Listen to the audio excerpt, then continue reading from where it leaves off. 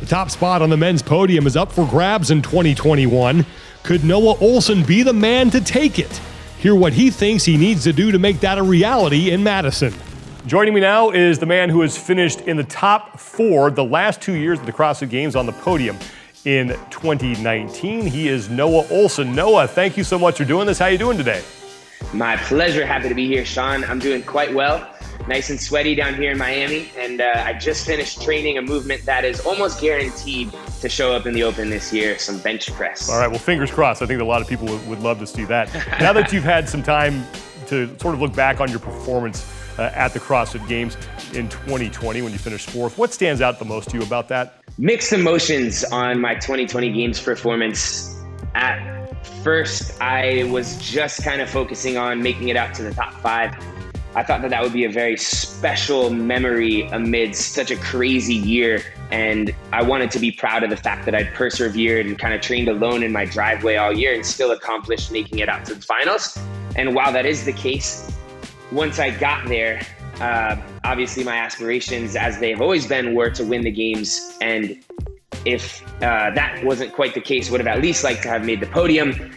Was very short, or fell short of accomplishing that, unfortunately. So a little bit bittersweet there as well, where I'm proud that I was able to go out there and perform, but would have liked to have done a little bit better. Luckily, knock on wood, we've got a couple new seasons ahead of us where I'll get to try again.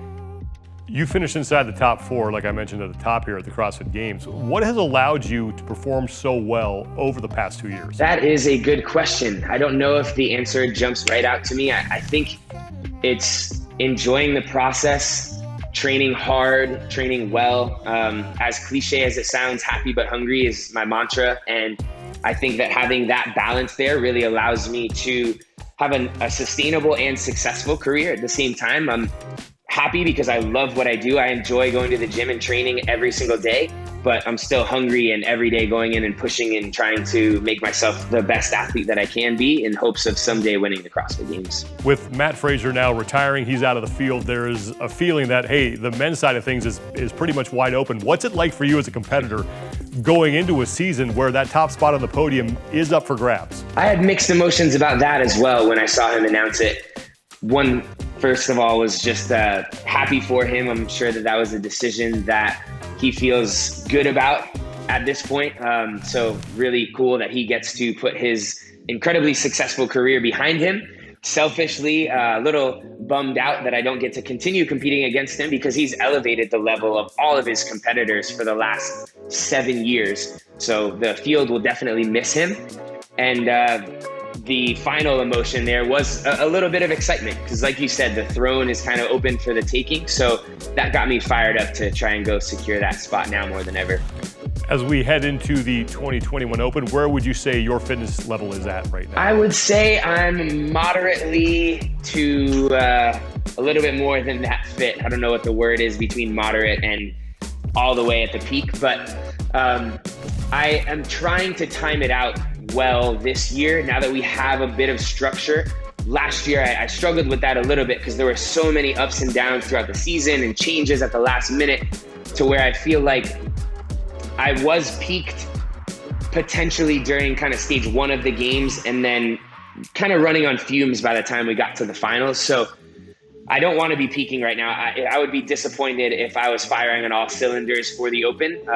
I won the Open before, and then that year had one of my worst finishes at the CrossFit Games. So I definitely will try to just make it through this first stage of the Open and have my best performance throughout the season later on at the CrossFit Games.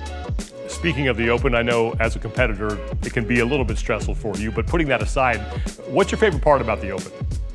The Open is always a lot of fun because of a lot of reasons. Really, we get to obviously get together as a community, whether you're doing it with all the members at your gym. Peak usually has a pretty awesome group that does the Friday Night Lights thing.